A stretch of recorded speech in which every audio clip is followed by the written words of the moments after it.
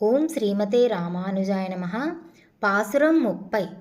வங்கக்கடல் கடைந்த மாதவனை கேசவனை திங்கள் திருமுகத்துச் செயிழையார் சென்றிறைஞ்சி அங்கப்பறை கொண்டவாற்றை அணிபுதுவை பைங்கமலத் தன் தெரியல் பட்டற்பிரான் கோதை சொன்ன சங்கத்தமிழ் மாலை 30 தப்பாமே இங்கு இப்பரிசுரைப்பார் ஈரிரண்டு மால்வரைத்தோள் செங்கந்திருமுகத்துச் செல்வத் திருமாலால் எங்கு திருவருள் பெற்று